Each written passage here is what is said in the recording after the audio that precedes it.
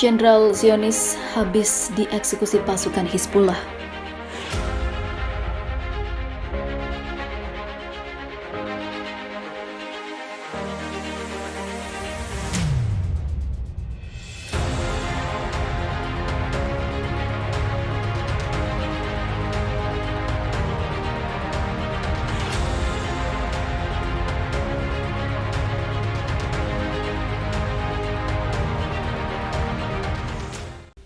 Pasukan Hizbullah dikenal menjadi satu-satunya pasukan yang dapat mengalahkan Israel secara telak dan tak berkutik.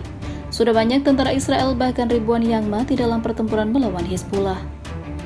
Atas kekalahan Israel yang memalukan itu, Hizbullah selalu jadi ancaman serius bagi para pasukan Zionis. Dikabarkan sebelumnya kedua kubu ini masih dalam konflik yang berkepanjangan, bahkan kabar duka pun hingga pada para pasukan Zionis. Jenderal perang yang menjadi andalan militer Zionis akhirnya tak berkutik dan ditangkap oleh pasukan Hizbullah. Nasib jenderal itu akhirnya harus berakhir di tangan Hizbullah. Sang jenderal dikabarkan dieksekusi oleh para pasukan Hizbullah atas dosa-dosa penyerangan, dan hal ini sontak membuat banyak sekali tentara yang terkejut karena petinggi dan pemimpinnya harus berakhir di tangan musuh mereka. Di sisi lain diketahui sebelumnya INSS dalam sebuah laporan bertajuk Beyond the Threats mengakui kemenangan Hizbullah pada perang 33 hari tahun 2006 lalu. Menghadapi Israel dan menegaskan bahwa ancaman-ancaman terbaru Said Hassan Nasrallah, Sekjen Hizbullah Lebanon terhadap Israel tersusun sedemikian rupa sehingga kemenangan mukawamah dalam pertempuran itu serta kredibilitas dan gema seruannya akan menyebar di dunia Arab.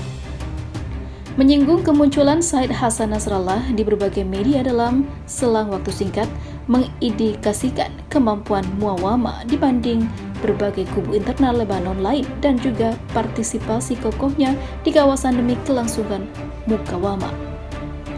Kini dengan tertangkapnya Jenderal Zionis tersebut, maka makin membuat para tentara Israel ketar-ketir.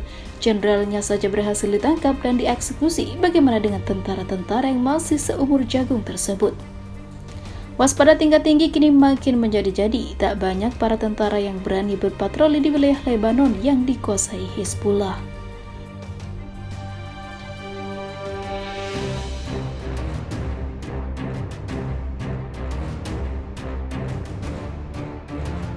Rahasia Hizbullah sanggup tandingi Israel. Peperangan di Timur Tengah seakan tidak pernah berakhir selama setengah abad terakhir, namun saat kawasan selatan Lebanon bergejolak, pasukan perdamaian Perserikatan Bangsa-Bangsa bergerak cepat berupaya meredam situasi. Pada dini hari, Hizbullah menembakkan 3 roket Katyusha ke kawasan Galilea, Israel. Militer Zionis membalasnya dengan mengirimkan 10 roket kelas menengah ke lembah Beka, markas para militan Syiah itu. Komando Pasukan Perdamaian PBB untuk wilayah Lebanon, Luciano Portolano, menyatakan pihaknya berusaha mencari pemicu saling tembak roket. Kami harus menangkap pihak yang melepaskan roket pertama kali supaya insiden serupa bisa dihindarkan. Kontingen Pasukan Perdamaian PBB dari Indonesia termasuk yang kini harus waspada memantau situasi di perbatasan Adaiseh, selatan Lebanon. Adu roket adalah insiden kedua tahun ini setelah kemarin Hizbullah menembakkan roket ke perbatasan Sheba. 2 tentara Zionis dan 1 personel Pasukan Perdamaian PBB tewas, sedangkan 7 lainnya luka-luka. Dari semua faksi kelompok bersenjata di Timur Tengah, sejauh ini baru Hizbullah yang sanggup menahan kekuatan tempur Israel. Jika dua pihak bertikai seperti terakhir kali terjadi, maka perang yang melelahkan beresiko kembali terulang. Skenario itu menurut analis militer sebisa mungkin dihindari oleh petinggi Zionis di Tel Aviv. Untuk insiden kemarin, Hizbullah mengakui melakukan provokasi lebih dulu dengan menembakkan roket ke wilayah Israel. Serangan ini diklaim sebagai balasan atas tindakan jet tempur Zionis membom apartemen di distrik Jeramana, ibu kota Damaskus, Suriah, sehari sebelum kedua belah pihak baku tembak roket. Apartemen itu adalah markas komando Hizbullah Samir Kantar yang terlibat perang di Suriah membantu sekutunya. Bashar al-Assad 2 tahun terakhir Kantar tewas bersama 8 orang lainnya akibat pemboman tersebut. Israel membantah mengirimkan jet ke Suriah sekadar untuk membunuh petinggi Hizbullah. Namun para militan yang didanai Iran meyakini tidak ada tersangka lain dalam pemboman tersebut. Jika Israel berpikir membunuh Samir Kantar bisa menyelesaikan masalah, kami jamin mereka keliru. Di ibu kota Beirut, Lebanon, ribuan orang berkumpul memanjatkan doa bersama mengenang Kantar. Kantar adalah sosok yang dihormati karena salah satu tokoh Lebanon yang berani melawan penjajahan Israel. Dukungan publik inilah yang membuat Hizbullah bisa bertahan 3 dekade melawan Israel. Hizbullah secara harfiah artinya Partai Allah adalah sayap politik dan para militer yang dipersenjatai Iran dibentuk pada 1982. Misinya adalah membebaskan kawasan Lebanon yang saat itu dijajah Israel.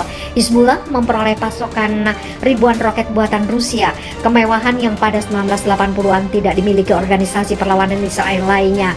Hasilnya organisasi yang berbaiat pada Teheran itu bak kecoak. Pada 1989 Israel menghancurkan markas besar Hizbullah di Marrakech.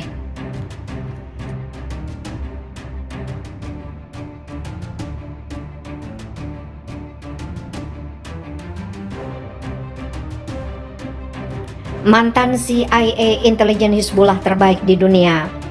Mantan perwira operasi CIA yang bukunya difilmkan di Hollywood, Syriana Robert Beer mengatakan kemampuan kontra intelijen Hizbullah sangat tangguh dan tidak boleh dianggap remeh. Keamanan Hizbullah terbaik di dunia saat ini dan lebih baik dari KGB, kata Beer seperti dikutip dari kantor berita Fars. Beer mengatakan salah satu alasan keberhasilan Hizbullah membasmi mata-mata musuh adalah gerakan perlawanan tersebut berhasil menemukan akses ke peralatan lunak Amerika Serikat. Setelah itu mereka mengidentifikasi dan melacak informan CIA yang disusupkan. Unit intelijen Angkatan Darat Lebanon menangkap satu agen Israel yang mengaku bekerja untuk Mossad selama lebih dari 6 tahun. Menurut laporan dari situs Al-Akhbar Lebanon, unit intelijen Lebanon menangkap seorang pejabat dari Popular Front for the Liberation of Palestine, General Command, di Camp Rasidia, Palestina dekat kota Lebanon Sur yang bekerja untuk Mossad. Menurut laporan, agen Mossad mengaku berhubungan dengan Israel sejak 2006. Beberapa berkasnya sedang dirujuk ke pengadilan militer Lebanon.